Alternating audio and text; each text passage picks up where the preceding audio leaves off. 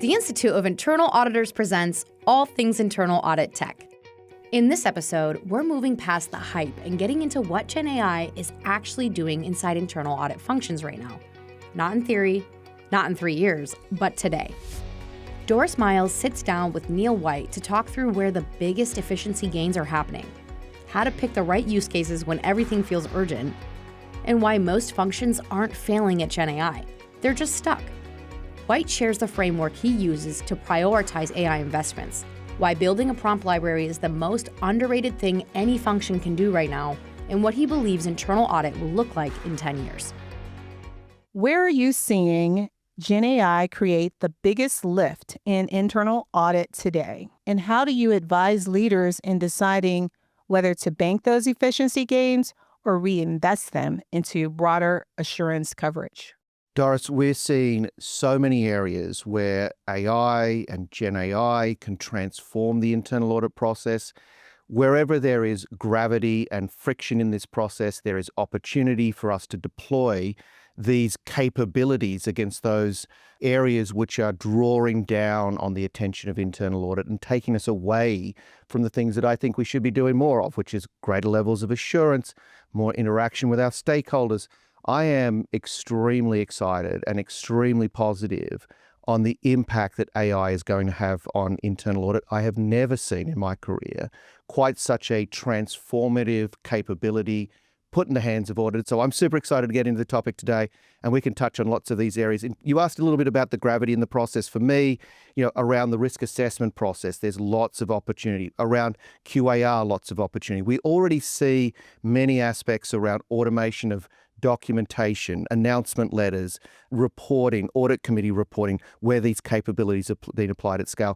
I'm really excited actually to see where this goes as it relates to field work, as we're just starting to hit now on some of the applications into structured data. But really, end-to-end across the internal audit lifecycle, we should be looking for these opportunities where we can apply that AI. And also, this is an opportunity for internal audit to rethink ways of working and reimagine how we audit today. So it's a very exciting place to be. I agree with you. You mentioned automation as it relates to reporting. So are we talking about report drafts, or are we talking about something a little deeper? Is it a finished product? Are we closer to that? Yeah. Interestingly, we've been going through an evolution over the last 2 years. Obviously, greater, more capable models have been coming into the marketplace every single day. A year ago, we were really focused on AI and prompt engineering. Now we're really talking about agentic. With the advent of these agentic capabilities, we have really exponentially increased our ability to get to very high quality outcomes in our work. So when you mention something like reporting, on the simplest end, I can have a very simple prompt that simply takes a finding and writes a report. But when you start to think about agentifying that, why wouldn't I also include in that an agent that can QA my report? Why wouldn't I also include in that an agent that reads in my audit methodology, my documentation expectations, perhaps old audit reports looking for prior similar issues? So not only are we creating simply an outcome, which is a report, but now we can start to bring the history back through there. We can start to bring quality up front. And this is where I think it begins to transform the process, when we're lining quality to every step of the internal audit process, as opposed to waiting to the very end to go and do these things. So lots of opportunities around sort of reimagining, but for me, this is not about simply automating what we're doing today. This is about layering different GenAI capabilities onto these individual patterns, creating better outcomes for auditors, higher quality outcomes for auditors. So I will say in some cases, we get to very, very high quality outcomes with these agentic capabilities. So really excited. I mean, reporting is a great area, but I think there's many areas across the audit approach where this can be applied. That's fascinating. And I love that. And I'm looking forward to all of these capabilities being realized. But I know a lot of people are investing, but not a lot of people are in that transformation stage where what you've just discussed is actually what's happening in their department. Like, what percentage would you say is fully leveraging those capabilities today? It depends a little bit by industry, I will say. So if you sort of split it by industry, you see financial services and the tech companies probably pushing ahead a little bit more quickly than other industries typically are. When you get into some of the more advanced functions in those tech and financial services industries, maybe 30 to 40% have already realized the value from AI, meaning we're seeing where we've got 5 or more productionalized agentic capabilities already deployed within these functions. And so many have started to realize this tremendous sort of value out of the AI and have moved ahead very, very quickly. Others are a little slower on the uptake. And oftentimes, what we're really finding is it's not because internal audit doesn't have the desire or the vision or the capability, but we're perhaps being held back a little bit by the enterprise in many cases. And so deployment of the technologies that we need to build these capabilities are not where they need to be in order to get to some of these agentic structures. And so oftentimes enterprise holds us back a little bit. But when I talk to internal audit functions about this, I feel that internal audit in particular has this opportunity to really lead on this issue of AI and automation and agentification of process so that we can lead across the enterprise and become almost evangelical around these capabilities and begin to push the business. But at the same time, internal audit has this dual remit that you mentioned at the very beginning, which is, yes, we want to be able to use this effectively and we want to use this in a well-governed way. But at the same time, we're here to protect the business and make sure that the risks of AI do not impact the brand reputation or otherwise of the enterprises within which we're working. And so internal audit has a complicated role because of that. And it sort of behooves us to be even more on the front side of AI and its usage so that we understand the implications for the business. All right. Thank you for that. Now, that paints the picture of like what's possible. So once you know what's possible, you still have to choose where you go first. So let's talk about prioritization decisions. And that's where a lot of internal audit functions are going to struggle, and that's where they're going to get stuck.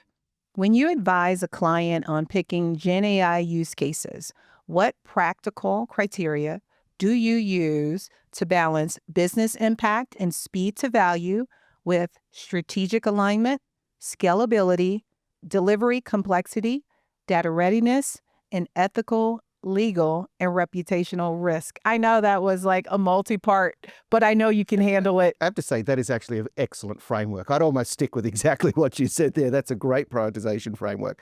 Part of this, yes, is about the prioritization framework. The other really important thing, not surprisingly, is what is that vision, mission, and North Star that's really driving this desire to use AI? Is it about efficiency, which I'll tell you right now, many internal audit functions really are focused just on the efficiency side of things right now. But I'm actually more excited about what it means in terms of changing ways of working and how transformational it can be. But we've got to start small and achievable. So set that vision, set that mission, identify those use cases where the outcomes are relatively low risk and the data, we have confidence in the data that we're using in these models. And so, something that is producing, say, an announcement letter or summarizing meeting notes for a walkthrough, things that the auditors can easily validate the outcomes, that's where we should be starting so that we can understand the overall accuracy and the quality and the impact of these things on a relatively small basis before we start stepping into more advanced techniques, retrieval augmented generation, and the agentic capabilities. And oftentimes it does really help, and you articulated it particularly well, to have a decision framework so that we're prioritizing the right things at the right time. And there's many of these frameworks out there today that people can leverage. We use a very simple one, which is desirability, viability, and feasibility. So we talk here about is it desirable? Is it going to have that impact and value to the group? Is it viable? Does it match to the company AI strategy? Are we aligned? Are we on strategy? Is it feasible? Is its complexity over and above what we're able to achieve? Or can we handle that level of complexity and effectively build and deploy something? Along with, what's the reusability of some of these capabilities? How do we scale them out further? But starting simple, proving out the value. And I'll often say that the no regret project for any internal audit function to undertake is to build out that prompt library or that prompt registry.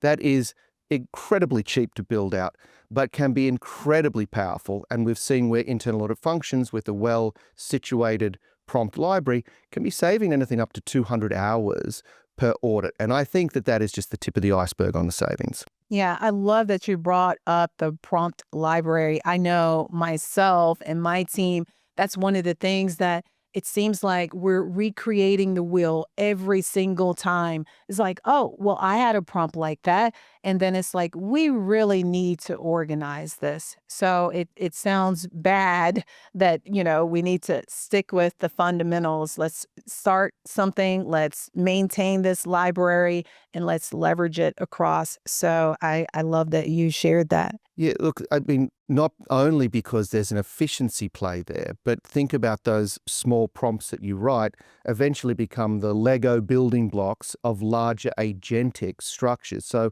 once you prove the ROI of the basic individual prompt, so no regret, tons of value for doing the prompt library concept. I'm very, very supportive of that. So we have a sense of like how to pick the right use cases, but even when you pick the right use cases, you can still stall. And that's where we find most people, it's not that they're failing, they're just kind of stuck. So let's talk about why that may happen. What are the most common reasons GenAI efforts in internal audit stall? Is it trust in outputs? Is it weak feedback loops or limited leadership alignment? There's also low adoption. And what change tactics have you found that actually work? Honestly, all very, very good points. Trust is going to be a major concern for senior leaders within the organization, audit committee, board, especially given our reporting responsibilities there. So trust and quality is always going to be top of mind for internal audit. And if we can't get that consistently, that's going to cause challenges in terms of moving forward with the program. Adoption, again, that's a big challenge. Some people just haven't even prompted out even in their personal lives, aren't even using ChatGPT. I'm not even sure how I get through a day without it, but I think that everybody needs to sort of push that. We can't be in a situation where people don't understand this. Again, think about that dual remit we talked about before.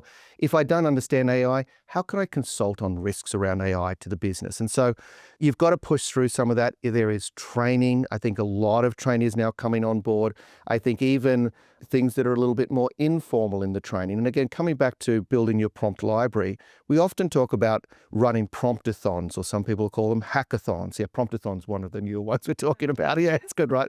But, think about the experience that the auditors get in sort of going through and thinking about the architecture of a great prompt and thinking about their business and how can this disrupt and change and automate the things that they're doing.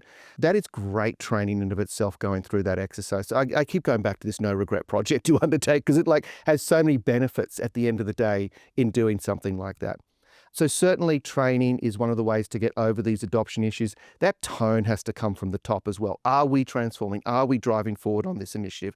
But to be sure, for chief audit executives out there, we're not competing against AI one day. That is not the outcome that is going to happen here. We will be competing against other internal audit functions who have AI augmented auditors. That's what we're competing against in the marketplace today in this war for talent and capability. I don't see AI being this big sort of replacement of internal audit at any point in time. I see this being about performance and yield and capability and quality and extension of services. And I think if people can get behind that, you start to see it's just simply essential that we push the adoption issue, we move forward with the training, we upskill people. And you'll often hear me say, whomever writes the best prompt wins. And fundamentally, that means that we can compress all of this experience into someone's iPhone or computer and their prompt, and they can garner the experience of pretty much any professional subject matter expert through those prompting of these large language models. So it's almost like it's also fun just doing this stuff, so get on board, get on board. Yes. Now, I want to talk about the leadership alignment. So even though you may have a CAE that's really enthused about bringing GenAI in and embedding that into their team, they may be facing an executive that's very skeptical. So how do you balance that misalignment? How do you move past that when we know that this is where we are and where we need to be going as an audit function? It is a great question. We do see this very often where internal audit wants to move fast, but the enterprise is not willing to move at that pace. They're not willing to move with that agility. And that can be for a whole range of different reasons why enterprises aren't moving forward quickly.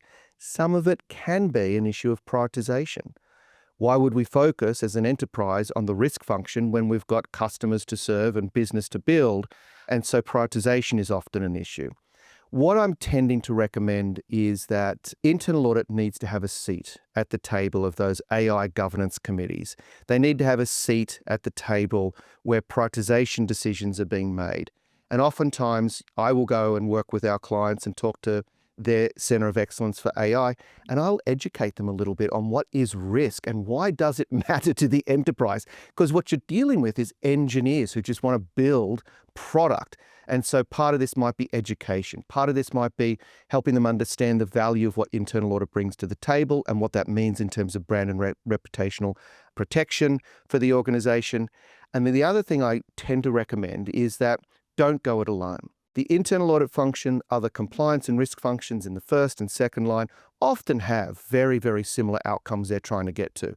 So it's better to go as a party across the organization. If you have to push things down through the COE, you tend to find a lot more traction that way. But it's a little bit of hand-to-hand combat in terms of convincing people, bringing them along on the journey and demonstrating our desire to move forward. And I'll go back and say one last thing. That's why I also think it's quite important to have that vision and North Star in your pocket so that you can articulate effectively to other senior executives in the organization. Yeah, I love that advice. But sometimes I think the pause, it has to do with trust in the outputs. So I know personally, I'm an auditor, so my credibility is my currency. And if GenAI produces something that's wrong or I can't rely on it, whatever the case may be, how do you help auditors build enough confidence in the output to actually use them without abandoning their professional skepticism? It starts with the ideation around what that use case desired outcome is and thinking about the what could go wrong up front, and so that we're building those checks and balances and controls that we need into these agentic flows and into these models so that the outcome is more likely to be assured to align with what your expectations are. So we also have to start to think about the development process as well. This is not just, once we start to get to these more complex reasoning models, your risk level does heighten, of course, at the end of the day. And so how do we ensure that we're monitoring model performance, we're monitoring model accuracy? How do we manage model drift as the underlying LLMs, the large language models, the brains underneath these capabilities, change every 6 to 8 months as new models come into the marketplace? So there needs to be a little bit of an AI nuanced response to that to be able to deal with those trust issues. And there are ways I think internal audit should and could respond to that, not least of which is beginning to derive our own AI usage policy within internal audit. And I see today around 18-20% of internal audit shops have already started to take the enterprise policy, derive their own AI usage policy, and are now starting to think, how does that impact my methodology and my QAR processes? And so going through a thoughtful process of how do we structure, how do we govern, how do we think about systems development life cycles and the AI nuances throughout that, for sure, it requires some new thinking. Yes, it does. I'm so excited about this. Like this time in our profession is so exciting to me. So let's say we've worked through the adoption challenges. You got leadership on board. Your team is starting to trust the outputs. So the next frontier is really reliability, especially when the stakes are high. How do you design GenAI solutions so auditors can rely on them, especially for policy, contract, regulatory review, while keeping outputs grounded in the right evidence and data sources? There are a range of complexities around this, but I'll break it down to the simplest two concepts that are absolutely essential to what you're talking about, and that is model explainability and model traceability. Those two components are going to be very important in any high reasoning models. where an output is simply summarization of meeting notes or the preparation of an announcement letter from a set of risk categories, an internal auditor with the professional competency necessary can review that and know they're accurate. But when we get these higher reasoning models that are perhaps giving us the exceptions only to look at in our field work, there's a different level of reliance that we need to get from those models. And so this idea of model explainability is this idea that you have the model itself explain its reasoning on how it chose the samples it did or how it chose not to sample certain things. And then the traceability is that citation that goes straight back into the original source documentation, effectively creating a reperformance standard. Now, we're talking about a probabilistic world now. So reperformance is more like not necessarily like black and white. It is now very much this idea of confidence. So we'll hear more and more often in the way that we talk about these models, you'll start to hear about confidence in model outcomes. Not necessarily did it get it right, did it get it wrong, but what's the confidence that it was accurate in its response? But ultimately, traceability, explainability, that's how we're really focusing on getting reliance on these models. I love that. So you're describing what sounds like a significant design investment up front. Like you're going to curate those data sources. You got to build in the feedback loops and you got to validate those outputs. So for an internal audit function that's trying to move quickly, how do you balance the setup rigor with the urgency to show results now, yesterday? We do prompt engineering. That's basically prompt response and query, follow-up, etc. We have the retrieval augmented generation models. That's where we're using some level of infrastructure, underlying data storage to enable these models that consume specific data and respond against that specific data. And then we have the agentic models that we're building in today. With the simple prompt-based models, there's a greater onus on the auditor to understand quality, to understand outcome versus expectation, because you're not able to build that human in the loop effectively in a simple prompt. When you start to stage these capabilities like RAG models, retrieval augmented generation, and agentic, into applications, there you're able to build very specific workflow into those applications so that you can have human in the loop producing higher quality results or human over the loop reviewing the results of the models and being able to get comfortable with what's being pushed all the way through. When we build these capabilities today, we're literally building an agentic structure with an agent built into it, which is reading methodology, reading documentation guidance and documentation expectation, and performing a level 1 review. And oftentimes we'll split these between different models.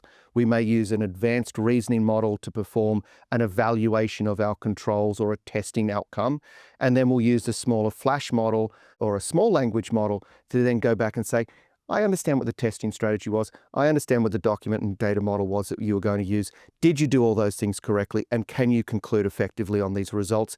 And it will then conclude with a level of confidence again on how confident it is that you did the models, in this case, did everything correctly. So you've almost got this sort of models reviewing models world, which I think is where we're ultimately going to go eventually. And frankly, if I was in the business today, I would probably have an agent model called internal auditor that sat on my desk and I would run them against all the work papers before I handed anything over. So I think that's the world we're sort of heading into, all of these agents working to the betterment of risk and assurance across the enterprise. Yeah, thank you for making something that's technical very simple. So for auditors that are early on in their journey, they can follow, they can understand, so they know what they need to push on from their leadership to get to where they need to be. So we've talked about where GenAI is working. We've talked about picking the right use cases, what makes adoption succeed, and how to build for reliability. So the final frontier is scale. But most internal audit functions are doing pilots. There are few internal audit departments that are truly in that transformation stage. What does it take to scale GenAI for function-wide impact in internal audit, and what foundations should leaders prioritize first? We're still in the discovery phase right now of this journey, which I think is going to be, a decades long. In fact, I would say we're now on this infinite innovation loop that I never see stopping, to be perfectly honest with you. So we're in the very early stages. We're still trying to understand, is this about efficiency gain? Is this about scaling assurance services? Is this about quality outcomes? Is this about how we interact or how we change ways of working? Right now, everyone's focused on efficiency. Understandably, right? Because let's see if we can free up some time and we can focus. We used to have that saying, do more with less all the time in internal audit, which I find very annoying. It's like, now it's the first time when we have the capability to harvest hours and then reuse these hours in other areas of the audit. And that's how most people are responding. That is stage one. I think the next stage of this is transformation of our services through these agentic structures. And then beyond that, I think we completely reimagine audit. I will posit that in 10 years, audit looks almost unrecognizable to how it is today. Wow. Who would have thought after SOX came into our lives that we'd be where we are talking about all of these tools that can help us audit more efficiently and faster? I want to ask you one final question. For the internal audit leader who's listening right now, what is the one thing you would tell them to do first? To get on this path, we need to understand the vision, the mission, the North Star. That's really where to start. How do you want to deploy this? To what end are you deploying this? How does that align to the corporate strategy? Understanding where we are from a corporate strategy perspective. And then, of course, we have that dual remit to help the organization navigate the risks as we go through here. And so to me, this is about sort of engaging at the enterprise level, getting that seat at the table, being part of the discussion, helping the enterprise to understand the role and the importance of what internal audit can do in this whole transformational journey. I really see us being out there, not to slow down the process, but to have the right sort of brakes on that process so that we can move as fast as we possibly can through this great AI journey so that we're taking full advantage of it. So I think it's about mission, vision, sit at the table, and being part of the dialogue on AI. I love all the nuggets that you have shared. I'm sure everybody's going to appreciate that. But Neil, you've spent 2 decades helping internal audit functions kind of see around the corner, first with analytics and now with AI. And to everyone listening, I hope this conversation gave you at least one thing you can act on, maybe 2 or 3. But GenAI is not a future problem. It's a right now opportunity. And the leaders who treat it that way, they're going to redefine what their audit shops look like. Neil, I can't thank you enough for your time, your candor, and for making this so practical. We really appreciate you sharing those nuggets with us today. Oh, Doris, thank you. This has been a lot of fun for me too. Thanks very much. If you like this podcast, please subscribe and rate us. You can subscribe wherever you get your podcasts. You can also catch other episodes on YouTube or at theiia.org. That's THEIIA.org.